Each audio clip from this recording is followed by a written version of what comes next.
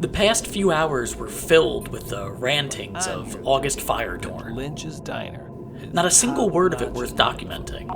He spent most of the time bragging about his 7 sisters, each prettier than the next. You would fall to your knees and propose marriage. He also felt it necessary to list the top 50 places to get a good gorbog sandwich. I'm a gorbog sandwich connoisseur myself. Halfway through his stories of lost loves, I managed to discreetly sketch the female Earthling's tattoo. I hoped doing so would get my mind off how cold it was. In fact, it was always cold aboard the ship. You scared of something, little fella? Just a bit chilly is all. August rubbed his hands together. It is chilly. How about you hop off that chair and go turn up the heat? Well, I'm not sure where or if... It stays. August blew into his hands, selling it as best he could. I suspected the female Earthling kept it cold on purpose. Prior to my arrival, she most likely roamed the halls freely, wearing whatever she wanted. But now, she needed to remain covered, in fear of killing me, and now August, on accident. A simple touch of her skin, and it was all over. She kept it cold for our safety and her comfort.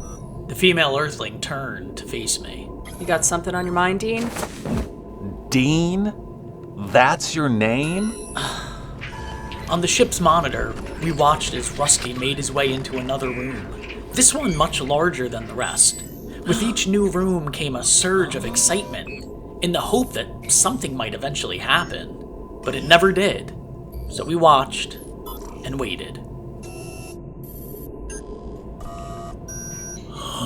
August sighed and slipped deeper into his seat. Good thing I don't have to be anywhere. What takes these Morcadins so long anyway? The monitor hissed a moment, then scrambled. But before panic set in, the fuzz and static cleared, revealing a still patiently waiting Rusty. Should have ordered a new monitor, too. The female Earthling sat up straight. They're here. Rusty's eyes glowed bright as a massive creature lumbered across the monitor. Oof. Is that one of them? I've never seen one up close. Cloaked in strips of colored cloth, the robust creature breathed long and loud. Its clothes made it difficult to determine the exact shape of the creature's body, but it was the creature's face that grabbed all attention. Red, pimply sacs dangled from its wide throat, inflating and deflating with each breath. The creature had a short, chunky trunk for a nose, and I couldn't make out eyes of any kind. They're actually very pleasant creatures. Strange sense of humor, though. Rusty reached his robotic hand into a small bag and handed the creature a short green stick. Is it real? Yes, sir. I scanned it myself. The creature softly sniffed the stick, then sucked it right out of Rusty's hand with its short nose. The creature lumbered backward, flinched a few times, then crashed to the floor. Looks like Rustpot took out another one. He's not dead. The creature lumbered to its feet, then fired the green stick from its nose, splattering Rusty's camera with pink goo. Rusty peeled the stick from off the floor and handed it back to the creature. That was the word hilarious, sir. The creature breathed in deep, then exhaled with a mighty whistle. Your supplies are ready. Thank you, sir. The creature slumped out of the room, leaving Rusty alone and a bit gooey. This is not how business should be conducted. Did we even get our stuff? I will be heading to the transfer pod with the supplies, Master. Great job, Rusty. Couldn't have done it without you. It is the word pleasure, Master. The female Earthling switched off the monitor. Dean, head back to cargo bay and wait for Rusty's return. I jumped from my chair and hustled toward cargo bay. Staring out the window at the huge planet, I wondered about all the adventures my robot friend must have endured, and all he must have seen over his incomprehensibly long life. All the journals I could fill, if only I got the chance to ask him. The female Earthling's voice echoed over the intercom. The pod has cleared Mortha's gravity zone. I squinted out the window. Rusty's pod looked like a speck of dust against a giant marble. I quickly shoved some boxes against the wall to make room for my robot friend's return, then readied my hand over the cargo bay door plunger. Dean? I looked up. Do you think maybe you should wait in the hallway? Or are you hoping to be sucked out into space when the cargo door opens? Realizing how close I came to killing myself, I hustled into the hall, making sure to close the airlock behind me.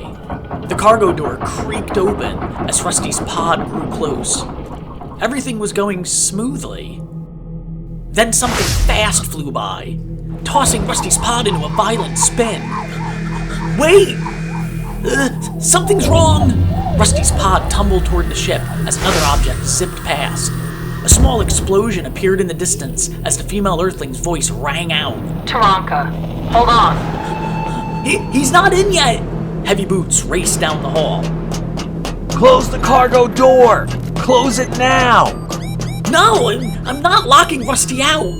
Who cares about the stupid robot? I wedged myself between the door and the wall in hopes of blocking August's approach. Move! Rusty's pod bounced off the cargo door and slammed into the floor. Ear-shattering alarms blared. The pod scraped along the wall, sending sparks cascading everywhere. We're losing him! Please! Do something! I'll do something. August pushed past me and smacked the plunger, forcing the cargo door to close. What are you doing? The cargo door lowered, crumpling the roof of Rusty's pod. Hoses snapped from the walls, dumping hydraulic fluid all over the floor. August repeatedly smashed the plunger with his fist. Close! Faster! The cargo door squealed. Then Rusty's pod exploded, tearing the cargo door from the ship.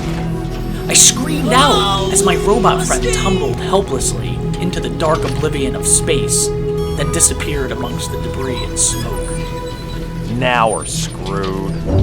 A Taranka ship sailed into view, tailed by another, much larger vessel. It was Kilroy. Fear took hold of me as both ships lingered like predators waiting for their wounded prey. I crouched behind the blast door and covered my head. Static filled the intercom. Voices danced in my head. Then